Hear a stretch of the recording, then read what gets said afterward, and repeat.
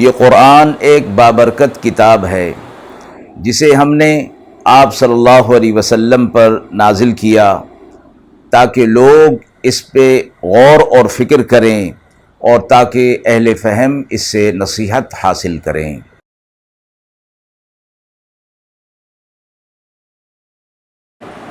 بسم اللہ الرحمن الرحیم۔ السلام علیکم ورحمۃ اللہ وبرکاتہ۔ ناظرین کرام، درس قرآن مجید کے آج کے اس پروگرام میں ہم سورہ زمر کی آیت نمبر 7 تا آیت نمبر 10 کا ترجمہ اور تفسیر پیش کریں گے اور آخر میں پوچھے گئے سوال کا جواب ہوگا۔ اعوذ باللہ من الشیطان الرجیم، بسم اللہ الرحمن الرحیم۔ ان تکفروا فإن اللہ غنی عنکم ولا يرضى لعباده الكفر وإن تشكروا يرضه لكم ولا تزر وازرة وزر أخرى ثم إلى ربكم مرجعكم فينبئكم بما كنتم تعملون إنه عليم بذات الصدور۔ وَإِذَا مَسَّ الْإِنسَانَ ضُرٌّ دَعَا رَبَّهُ مُنِيبًا إِلَيْهِ ثُمَّ إِذَا خَوَّلَهُ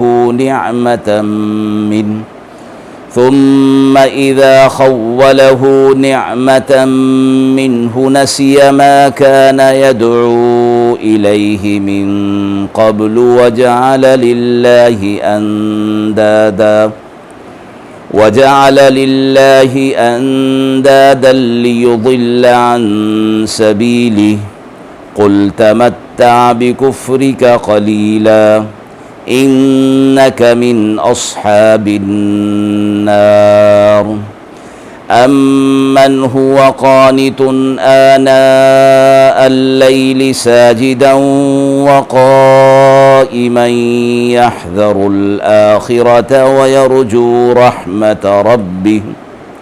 قُلْ هَلْ يَسْتَوِي الَّذِينَ يَعْلَمُونَ وَالَّذِينَ لَا يَعْلَمُونَ إِنَّمَا يَتَذَكَّرُ أُولُو الْأَلْبَابِ۔ قل يا عبادي الذين آمنوا اتقوا ربكم للذين أحسنوا في هذه الدنيا حسنة وأرض الله واسعة إنما يوفى الصابرون أجرهم بغير حساب۔ آیات مبارکہ کا ترجمہ ملاحظہ فرمائیں۔ اگر تم انکار کرو گے تو اللہ پرواہ نہیں رکھتا تمہاری اور پسند نہیں کرتا اپنے بندوں میں کفر کو، اور اگر تم اس کا شکر ادا کرو گے تو وہ تمہارے لیے اس کو پسند کرے گا،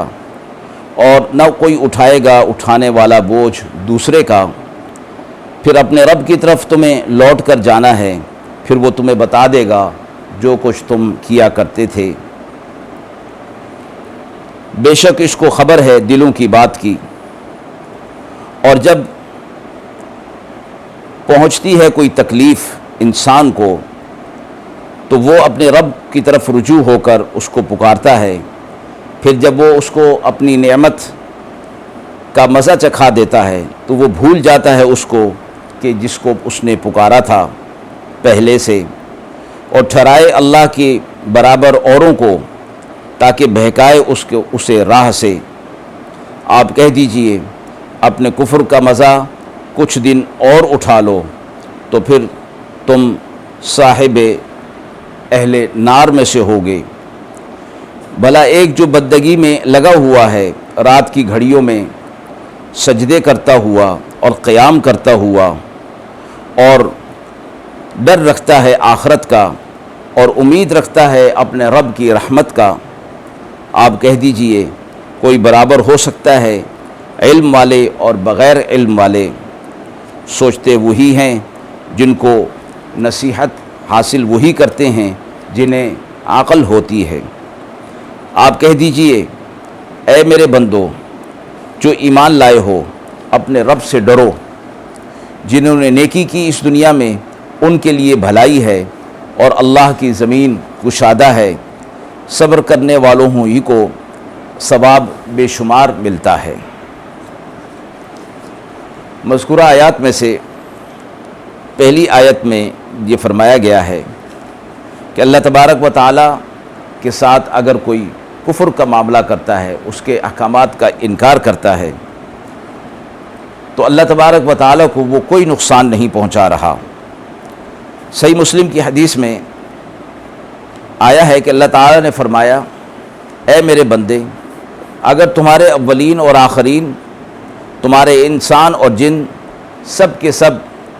انتہائی فسق اور فجور میں مبتلا ہو جائیں تو میرے ملک اور سلطنت میں ذرا بھی کمی نہیں آتی۔ اور فرمایا کہ اللہ اپنے بندوں کے کفر پر راضی نہیں ہوتا، بلکہ اللہ کا جو شکر ادا کرتا ہے، اور شکر ادا کرنے کا معنی یہی کہ اس کی طرف سے جو حق بھیجا گیا ہے اس کو قبول کر لے۔ اور فرمایا قیامت کے دن کوئی کسی کا بوجھ نہیں اٹھائے گا، یعنی اعمال کا بوجھ کوئی دوسرا نہیں اٹھائے گا، بلکہ اسے خود ہی اٹھانا ہوگا۔ اور دنیا کے اندر رہتے ہوئے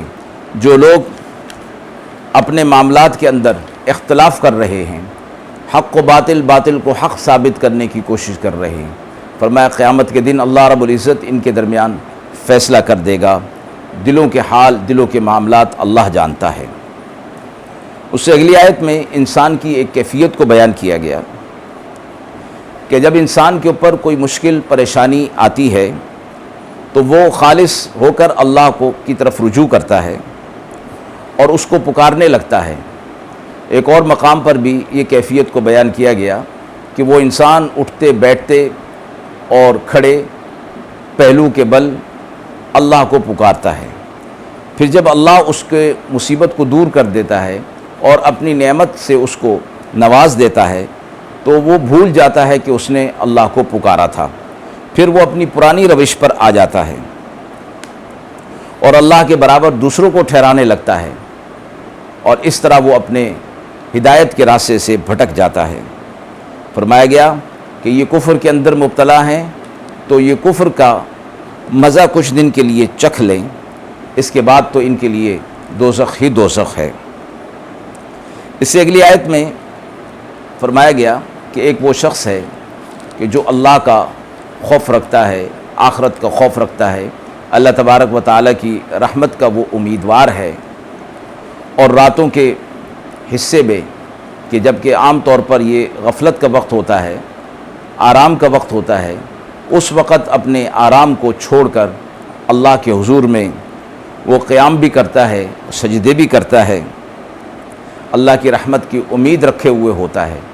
تو میں یہ اس کے برابر ہو سکتا ہے کہ جو یہ عمل نہیں کرتا، جو یہ کام نہیں کرتا، یعنی اس کو علم بھی نہیں اور اس کا عمل بھی کچھ نہیں ہے، تو بغیر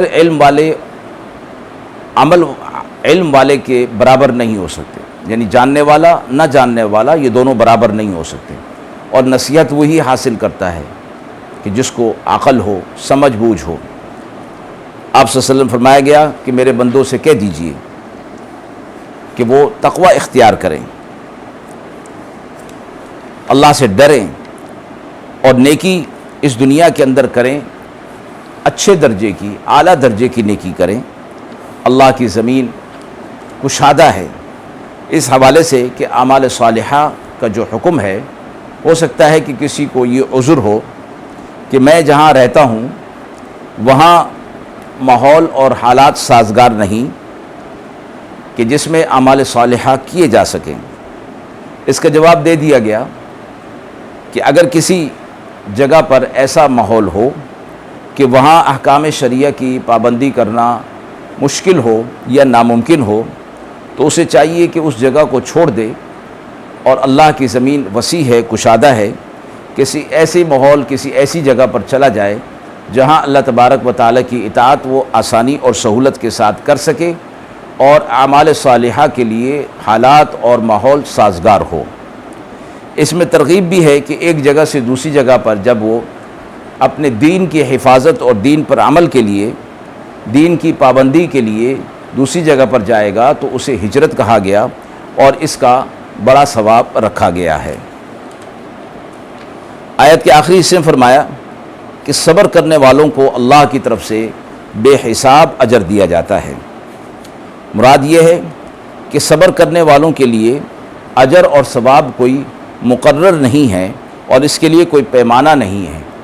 بے انداز اور بے حساب اللہ کی طرف سے اجر دیا جائے گا۔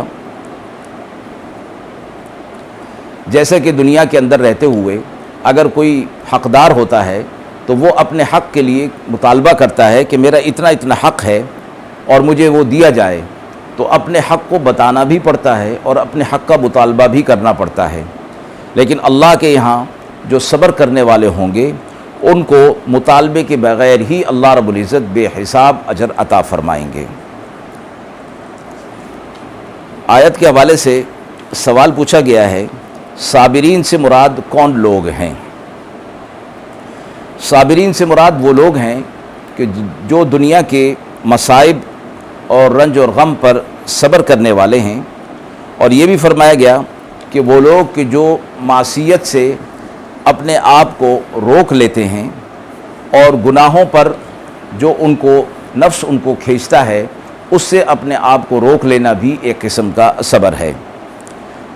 لفظ صابر جب بغیر کسی دوسرے لفظ کے بولا جاتا ہے اس سے مراد یہی ہوتا ہے